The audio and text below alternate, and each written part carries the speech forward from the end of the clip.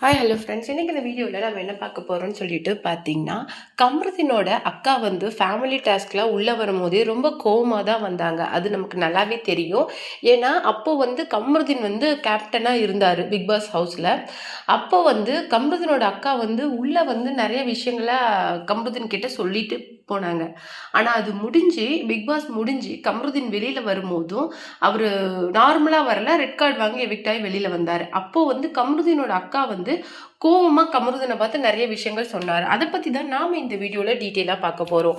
வீடியோக்குள்ளே போகிறதுக்கு முன்னாடி நீங்கள் நம்ம சேனலுக்கு புதியவராக இருந்தால் மறக்காமல் நம்ம சேனலை சப்ஸ்கிரைப் பண்ணி ஃபாலோ பண்ணிக்கோங்க. வாங்க வீடியோக்குள்ளே போகலாம். கம்ருதீனோட அக்கா ஃபேமிலி டாஸ்கில் உள்ளே வரும்போதே கம்ருதீனாக இருக்கட்டும் பார்வதியாக இருக்கட்டும் 2 பேருமே பயத்தில் தான் இருந்தாங்க.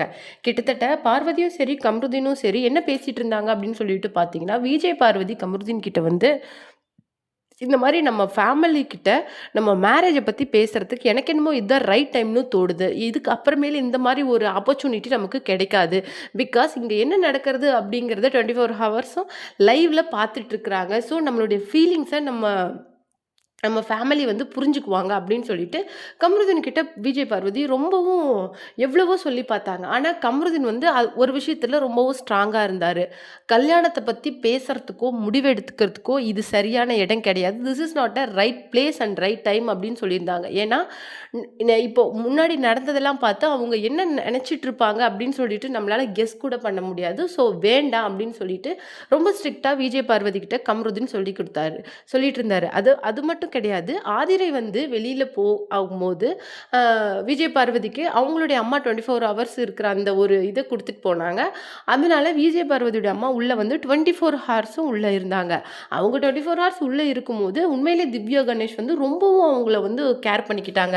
ஆனால் திவ்யா கணேஷ் வந்து டைட்டில் வின் பண்ணி வெளியில் வந்து இன்டர்வியூ கொடுக்கும்போது என்ன சொல்லியிருந்தாங்க அப்படின்னு சொல்லிட்டு பார்த்தீங்கன்னா, நான் வந்து அவங்கள வந்து ரொம்ப அவ்வளோ கவனிச்சுக்கிட்டேன். ஈவன் அவங்க உள்ளே வந்த அப்புறமேல அவங்களுக்கு வந்து ஃபீவர் மாதிரி இருந்தது. நான் தான் சுடுதண்ணி கஞ்சிலாம் வச்சு கொடுத்து டீ போட்டு கொடுத்து ரொம்பவும் கேர்வாக பார்த்துக்கிட்டேன். ஆனால் அவங்க போய் பார்வதி பேசினா கூட தட்ஸ் நாட் அ மேட்டர். ஆனால் விஜய் பார்வதியோட அம்மா வந்து என்னை பற்றி அந்த மாதிரி தப்பாக புரணி பேசுகிற மாதிரி பேசுனது வந்து எனக்கு ரொம்ப கஷ்டமாக இருந்தது. ஈவன் நான் வந்து உண்மையிலேயே நினைக்கல பார்வதியோட அம்மா வந்து என்னை பற்றி இப்படி பேசுவாங்க அப்படின்னு நினைக்கல. எனக்கு வீடியோ பார்த்த அப்புறம் தான் எனக்கு அது தெரிஞ்சுது. அது உண்மையிலே எனக்கு கஷ்டமாக இருந்தது. அதுலேருந்து என்னால் வெளியில் வர முடியல அப்படிங்கிற மாதிரி சொல்லியிருந்தாங்க. அந்த டைமில் வந்து விஜய் பார்வதியும் அவங்க அம்மாவும் உட்காந்து என்ன பேசியிருப்பாங்க அப்படின்னா, இருக்கிறதுலே பெரிய ஒரு சூனியக்காரி, பின்னாடி பேசுறது அப்புறமேலு கிழவி அப்படின்ட்டு நம்ம திவ்யா கணேஷை வந்து சொல்லியிருப்பாங்க. அதை வந்து திவ்யா கணேஷ் வந்து வெளியில் போயிட்டு அதை பார்த்துட்டு தான் இன்டர்வியூவில் ரொம்ப ஃபீல் பண்ணி பேசியிருந்தாங்க. அவங்க பேசுனது எனக்கு ரொம்ப கஷ்டமாக இருந்தது அப்படின்னு சொல்லிட்டு, என்னதான் விஜய் பார்வதி தன்னுடைய சொந்த பொண்ணாக இருந்தாலுமே அவங்க பண்ணின தப்பை அவங்க தப்புன்னு எடுத்து சொல்லலை. அந்த இடத்துல மறந்துட்டாங்க. அதுக்கப்புறமேலு நீ உன்னுடைய ஃபீலிங்ஸை காட்டுறதுக்கு இது சரியான இடம் இல்லைம்மா. ஏன்னா நீ விளையாட வந்தது ஒரு கேமு. நீ வந்து ஒரு கேமுக்கு இம்பார்ட்டன்ஸ் கொடுத்து விளையாடுறத விட்டுட்டு இங்கே உன்னுடைய ஃபீலிங்ஸ்க்கு நீ இம்பார்ட்டன்ஸ் கொடுத்துருந்தீங்கன்னா கேமை விட்டுருவ. நீ வந்து தனியாக விளையாடு அப்படின்னு சொல்லிட்டு ரொம்ப பொறுமையாக ரொம்பவும் அவங்களுக்கு நிறைய அட்வைஸ் சொல்லி கொடுத்துட்டு போனாங்க. ஆனால் விஜய் பார்வதி அதெல்லாம் மைண்டில் போட்டுக்காம தான் அவங்களுடைய கேமை 90 டேஸ்லேயே ஸ்பாயில் பண்ணி வெளியில் போனாங்க. அது இன்னொரு பக்கம் இருந்தாலும் கமருதீன் வந்து அவங்க அக்கா உள்ளே வரும்போது ஒரு பேனிக்கில் தான் இருந்தார். ஏன்னா அக்கா என்ன சொல்ல போகிறாங்களோ, மேபி இந்த முன்னாடி எபிசோட்ஸ்லாம் பார்த்து ரொம்ப டென்ஷனாக இருக்காளோ இல்லை அப்படின்னு சொல்லிட்டு. ஏன்னா கமருதீன் வந்து அவங்க அக்காவுக்கு இவ்வளோ இம்பார்ட்டன்ஸ் கொடுக்கறதுக்கு என்ன காரணம் அப்படின்னு சொல்லிட்டு பார்த்தீங்கன்னா, கமருதீனுக்கு வந்து அப்பா கிடையாது, அம்மாவும் ரீசெண்டாக இறந்துட்டாங்க. ஸோ வந்து கமருதீன் வந்து அவங்க அக்காவுக்கும் அக்கா ஃபேமிலிக்கும் ரொம்ப இம்பார்ட்டன்ஸ் கொடுப்பார். ஏன்னா அவருக்கு ஃபேமிலி சொந்தம் அப்படின்னு சொல்லிக்கிறது அவங்க மட்டும்தான். ஸோ வந்து ரொம்ப பயத்தில் இருந்தார். அப்புறமேல கமருதீனோட அக்கா உள்ளே வரதை ரொம்ப ஈகராக நம்ம விஜய் பார்வதியும் வெயிட் பண்ணி பார்த்துட்டு இருந்தாங்க. அப்படி வரும்போது அவங்க தான் ஃபஸ்ட்டு வந்து விஜய் பார்வதி தான் கமருதீனோட அக்காவை க்ரீட் பண்ணி கூட்டிகிட்டு வந்தாங்க. அப்போ வந்து எப்படி இருக்கீங்க அக்கா அப்படின்னு சொல்லிட்டு கேட்பாங்க. என்ன சொன்னால் அக்காவா, நல்லா இருக்கேன் தங்கச்சி அப்படின்னு சொல்லிட்டு அப்போவே அதாவது வார்த்தைக்கு வார்த்தை நோஸ் கட் கொடுத்துக்கிட்டே இருப்பாங்க. விஜய் பார்வதியை பற்றி அப்போவே நமக்கு தெரியும் கமருதீனோட அக்காவுக்கு பெருசாக நல்ல ஒப்பீனியன் கிடையாது அவங்க மேலே அப்படின்னு சொல்லிட்டு. அதுக்கப்புறமேலு நாங்கள் கண்டிப்பாக உங்களை பெருமைப்படுத்துவோம், கவலைப்படாதீங்க அப்படிங்கிற மாதிரி நிறைய சொல்லியிருப்பாங்க. ஆனால் அதுக்கு விஜய் பார்வதியோட அந்த எல்லா கவுண்டருக்குமே பதில் கவுண்டர் கொடுக்குற மாதிரி நீங்கள் உங்கள் பேரண்ட்ஸை கௌரவப்படுத்துங்க, அவன் என்ன கௌரவப்படுத்திக்கிட்டோம் அப்படின்னு சொல்லிட்டு இந்த பக்கம் வந்து கமருதீன் கிட்ட நிறைய விஷயங்கள் பேசிகிட்டு இருப்பாங்க. அதுக்கப்புறமேலு என்ன சொல்லியிருப்பாங்க அப்படின்னு சொல்லிட்டு பார்த்தீங்கன்னா, கம்ருதீன் கிட்ட அவ என்ன அக்கான்னு கூப்பிட்டா பார்த்தால்ல, அப்போ வந்து அவ எனக்கு தங்கச்சி ஆகுது. அப்போ உனக்கு அவ என்ன ஆகுது அப்படின்னு சொல்லிட்டு இன்டெரக்ட்டா சொல்லியிருந்தாங்க. இன்னொரு விஷயம் என்னன்னா, கம்ருதீனோட அக்காவும் அவங்க முன்னாடி எபிசோட்ல பேசியிருந்த ஒரு விஷயத்த நல்லாவே கவனிச்சிருப்பாங்க. ஏன்னா மேரேஜ பத்தி நம்ம ஃபேமிலி கிட்ட பேசிறலாம். பேசி ஒரு நல்ல டெசிஷனுக்கு வரலாம் அப்படின்னு சொல்லியிருப்பாங்க. அதுக்கு ஒரு இது ரிப்ளை குடுக்குற விதமா தான் கம்ருதீனோட அக்கா என்ன சொல்லியிருப்பாங்க, "உன்னுடைய லைஃப்ப டிசைட் பண்றதுக்கு இது ஒண்ணும் ரைட் பிளேஸ் கிடையாது. இது ஜஸ்ட் அ கேம். வெளியில வா எல்லாம் பார்த்துக்கலாம்" அப்படின்னு சொல்லியிருந்தாங்க.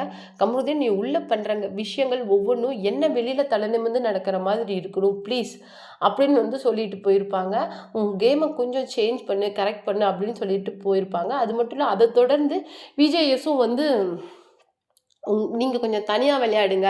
உங்க கேம நீங்க விளையாடுங்க அப்படின்னு சொல்லியிருப்பாங்க. அதுக்கு வந்து நம்ம எஃப்ஜே ஒண்ணு சொல்லியிருப்பாங்க அப்பயே. கம்ருதீனோட கேம விஜே பார்வதி ப்ளே பண்ற மாரி எனக்கு தெரியுது அப்படின்னு சொல்லியிருப்பாங்க. அதுக்கு கம்ருதீனும், ஆமா சார் நானும் அத தான் ஃபீல் பண்றேன் அப்படிங்கிற மாரி சொல்லியிருப்பாங்க. அதுதான் உண்மையிலேயே ரொம்ப கஷ்டமா இருக்கும். அ ஏன்னா, அ நீங்க ரெட் கார்ட் வாங்கி எவிக்ட் ஆயி வெளில வந்தீங்க.